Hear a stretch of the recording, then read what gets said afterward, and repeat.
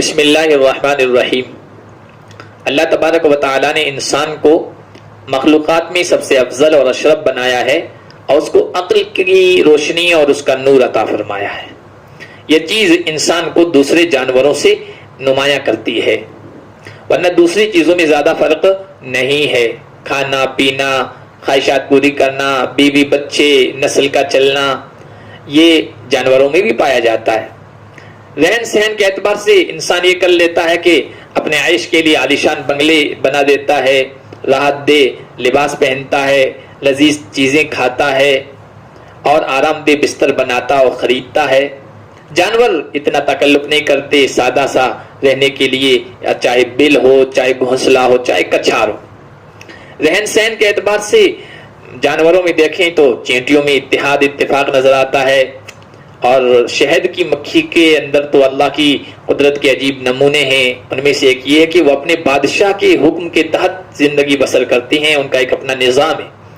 پرندے، خاص طور پر چڑیا، اجتماعی طور پر اللہ کا ذکر کرتی ہیں، چہچہاتی ہیں۔ ان جانوروں سے انسان کو جو چیز سب سے زیادہ نمایاں کرتی ہے، الگ کرتی ہے، وہ ہے اس کے اندر حیا کی صفت۔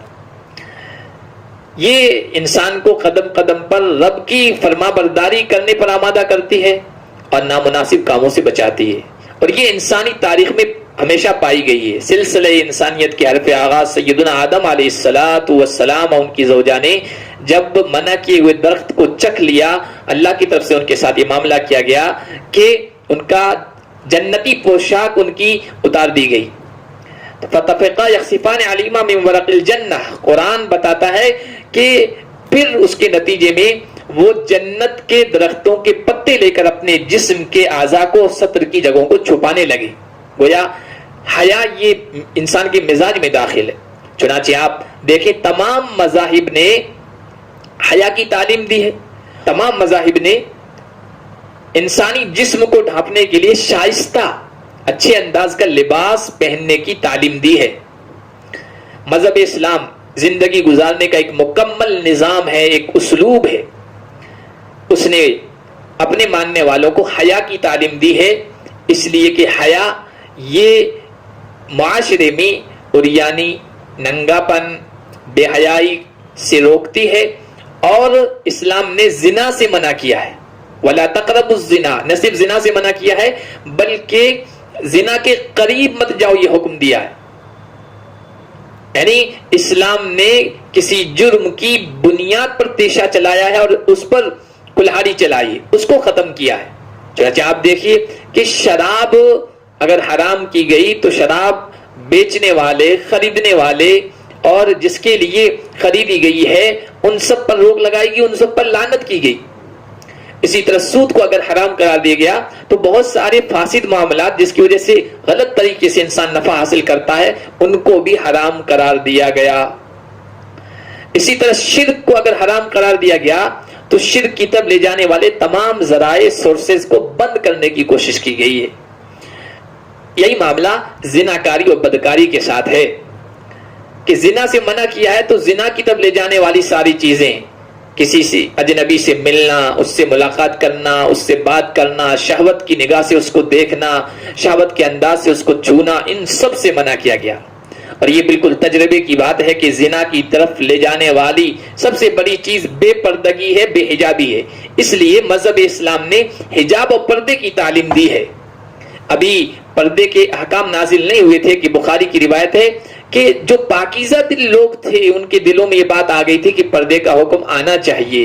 چنانچہ حضرت عمر نے ایک مرتبہ حضور صلی اللہ علیہ وسلم سے درخواست کیا، رسول اللہ ان نساءک یدخل علیہن البر والفاجر، یا رسول اللہ ازواج مطہرات کے پاس ہر قسم کے لوگ آتے ہیں سوالات دین کی معلومات جاننے کے لیے، اس میں اچھے لوگ بھی ہوتے ہیں، بری نیت کے فاسق و فاجر لوگ بھی ہوتے ہیں، اس لیے آپ اپنی لو حجبتہن ازواج کو پردے کا حکم فرما دیں تو یہ بہتر ہوگا۔ چنانچہ فانزل اللہ آیت الحجاب، اللہ نے حجاب کی آیات اتاری جو 22ویں پارے میں سورہ احزاب میں ذکر کی گئی ہیں، اور اللہ نے فرمایا وَقَرْنَ فِي بُيُوتِكُنَّ وَلَا تَبَرَّجْنَ تَبَرُّجَ الْجَاهِلِيَّةِ الْأُولَى، اے ایمان والی عورتوں اپنے گھر کے اندر رہو اور جاہلیت اولا والی زینت اور فیشن اختیار نہ کرو. پہلی جو جاہلیت تھی وہ بھی بے پردگی کی تعلیم دیتی تھی, اور یہ جاہلیت آخرہ آج کی جو مغربی تہذیب پر مشتمل جاہلیت ہے یہ بھی بے پردگی, فیشن اور بے حجابی کی تعلیم دیتی ہے. ایمان والی عورتوں سے کہا گیا کہ کوئی معذوری اور مجبوری کے تحت باہر نکلے تو نکلے, پردے کے ساتھ نکلے, ورنہ اس کی ذمہ داری گھر کے اندر رہنے کی ہے. ابن خزیمہ ابن حبان کی روایت ہے, اللہ کے نبی صلی اللہ علیہ وسلم نے بیان فرمایا کہ عورت اقرب ما تکون من وجہ ربها وہی فی قعر بیتها, اپنے رب کی خوشی اور رضا کے سب سے زیادہ قریب اس وقت ہوتی ہے جب وہ اپنے گھر کے اندر رہتی ہے. مذہب اسلام نے پردے کی تعلیم دی. باہر کی تمام ذمہ داریاں, زندگی کی مشقتوں کا سے جھوجنا, ان کو برداشت کرنا, یہ مرد کے کاندھوں پر ڈالی گئی ہے, اور عورت کو گھر کی ملکہ اور رانی بنایا گیا ہے. تو گھر کی بادشاہت کے تخت پر بیٹھ اور اس کی ذمہ داریوں کو سنبھال. ان آیات کے اترنے کے بعد اہل ایمان کی عورتوں نے پردے کی سخت پابندی کی, اور اللہ کے نبی صلی اللہ علیہ وسلم نے انہیں ترغیب دی ہے. آپ اندازہ لگائیے پردے کی اہمیت کا اور بے پردگی کی وجہ سے گناہوں کے پیش آنے کا, کہ قرآن کریم میں صحابہ کرام رضوان اللہ علیہم اجمعین جیسے پاک باز لوگوں کو, جن سے پاک باز, پاک دل, پاک آنکھوں والے انسان چشم فلک نے نہیں دیکھے ہوں گے, اور ازواج مطہرات جیسی پاکیزہ عورتوں, ان کے بارے میں کہا گیا کہ جب تم ازواج مطہرات سے کوئی چیز مانگو فَاسْأَلُوهُنَّ مِنْ وَرَاءِ حجاب, پردے کے پیچھے سے مانگو. پردہ دیوار کا ہوگا یا چادر وغیرہ کا ہو, لیکن پردے کے پیچھے سے مانگو. کہا کہ یہ تمہارے لیے اور ان کے دلوں کے لیے پاکیزگی کا سبب ہے. جب ازواج کو اور اصحاب کو یہ حکم ہے تو آج کے زمانے میں ہمیں پردے کا حکم کیوں نہیں ہوگا, اور ہمیں کتنی سختی کے ساتھ اس کی پابندی کرنی چاہیے, جبکہ فواحش کا, گناہوں کا یہ ماحول ہے. اللہ کے نبی صلی اللہ علیہ وسلم ایک مرتبہ بیٹھے تھے, پاس میں حضرت عائشہ اور حضرت حفصہ بیٹھی تھی. اتنے میں عبداللہ ابن ام مکتوم ایک نابینا صحابی تھے, وہ تشریف لے آئے. حضور نے کہا احتجبا منہ, دونوں اس سے اوٹ میں چلی جاؤ, پردہ کرو. تو وہ کہنے لگی الیس هو اعمی لا یبصرنا ولا یعرفنا, یا رسول اللہ وہ نابینا نہیں ہے, نہ ہمیں دیکھ پا رہے ہیں, نہ وہ ہمیں جانتے پہچانتے ہیں, تو کیوں اوٹ میں چلی جائیں, پردے میں چلی جائیں. حضور نے فرمایا افعمیابان انتما الستما تبصرانہ, کیا تم دونوں بھی اندھی ہو, کیا تم ان کو نہیں پہچانتی ہو, تم دیکھ رہی ہو, تم اس کو پہچانتی ہو, تو پھر تمہیں بھی پردہ کرنا ہے, اوٹ میں چلے جانا ہے. اتنی پردے کی سخت تعلیم اللہ کے نبی صلی اللہ علیہ وسلم نے عطا فرمائی ہے.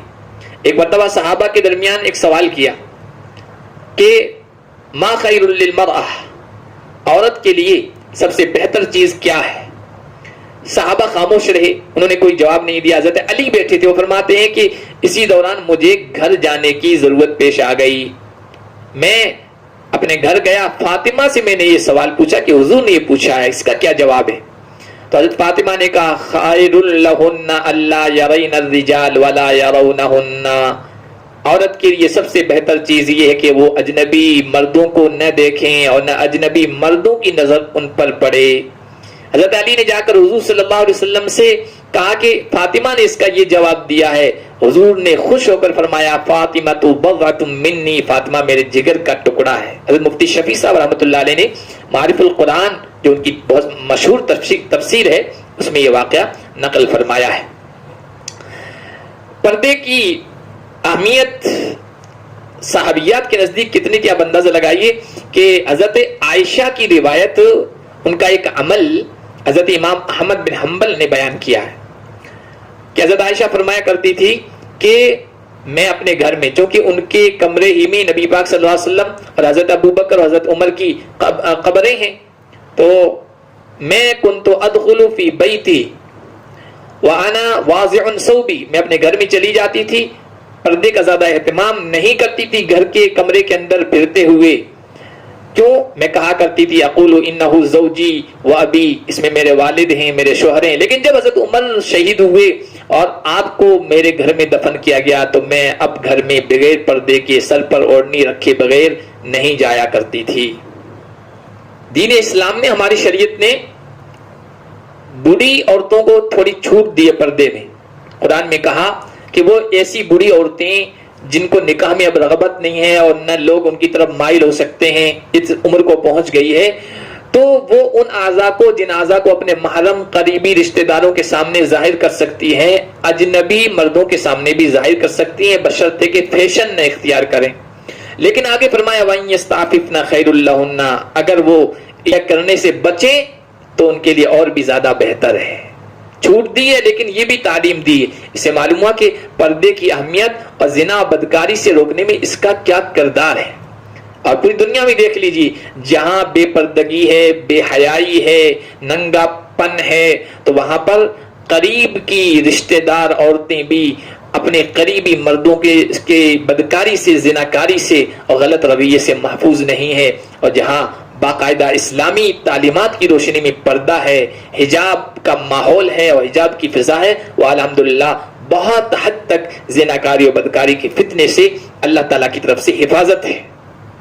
اسی لیے اسلام نے حجاب اور پردے کی تعلیم دی ہے۔ تو زناکاری اور بدکاری کی طرف لے جانے والا تیسرا جو عمل ہے وہ بے حجابی، بے پردگی ہے۔ اسلام نے اس پر قدغن لگائی ہے اور اس سے منع کیا ہے، پردے کا حکم دیا ہے۔ اللہ تعالی ہم سب کو اسلام کی تعلیمات کے مطابق زندگی بسر کرنے کی توفیق عطا فرمائے۔